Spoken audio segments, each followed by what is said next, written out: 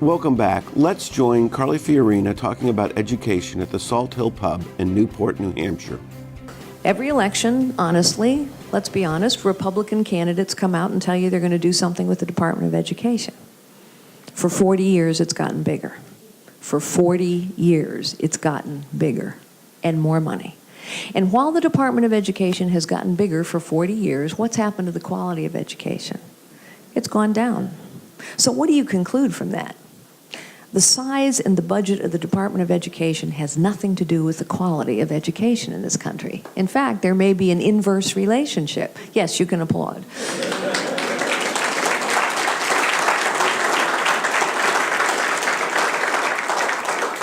We actually know what matters in a child's education. We know what matters.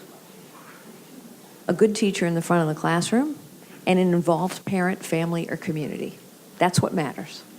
And so what we ought to be doing is making sure that absolutely every parent has a choice about how to educate their child in a way that will work so that every child has a chance.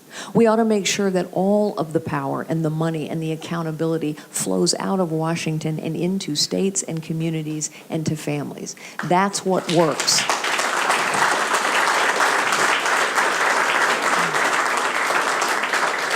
Vouchers, charters, homeschooling, magnet schools, whatever it is, the more choices you give parents, the more chances you give their children. Common Core is a bad idea.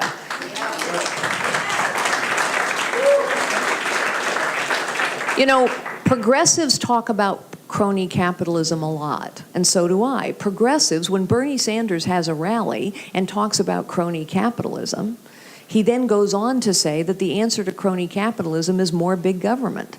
But the truth is, big government makes crony capitalism worse. And Common Core is a great example of this, because who's writing Common Core?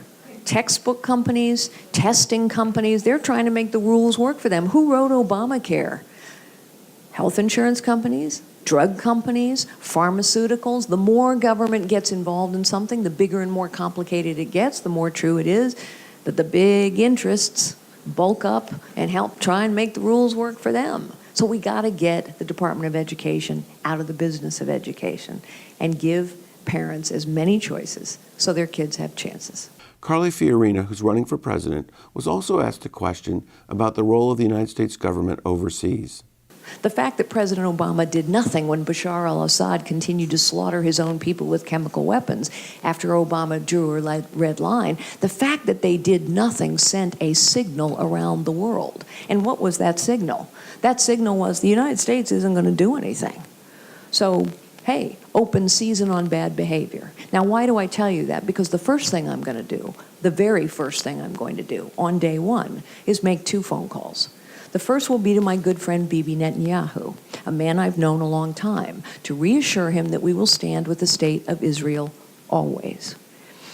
And every ally we have, whether they agree with Israel or not, is watching how we treat Israel. And based on how we are treating Israel, our other allies are concluding our friendship with the United States of America doesn't mean very much anymore. And when our allies do not rely on us, they lose courage. The second phone call I'm going to make is to the supreme leader of Iran. I think he might not take my phone call, but the message will be very clear. And the message is this: New Deal. New Deal with a new president. Until and unless you open every military and every nuclear facility to real anytime, anywhere inspections by our people, not yours, we, the United States of America, will make it as difficult as possible for you to move money around the global financial system. We must do that. We can do that. We don't need anyone's permission to do it. And with those 2 phone calls, a message will go around the world. The United States of America is back in the leadership business. We must cut off the money flow. Iran has a strategy. They have had a strategy. They are now in alliance with Russia to pursue their strategy to become a regional hegemon in the Middle East. And they are investing in military, in nuclear capability, and murder and mayhem. And I would cut off the money flow. The next thing I would do is gather our allies who are fighting ISIS on the ground as we speak. I know these allies. I have been in the world a long time. I know a lot of world leaders, more than anyone else, with the possible exception of Hillary Clinton. but I didn't do photo ops with them. I did private meetings with them. I've met Vladimir Putin. I know he will not be dissuaded unless he sees strength and resolve. I know King Abdullah of Jordan as well.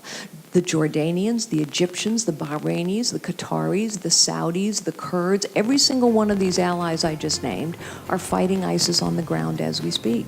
And they have asked us for very specific things which we have not provided. When we return, we're going to hear from Carly Fiorina answering questions about the Bill of Rights and the 10th Amendment. So please stay with us.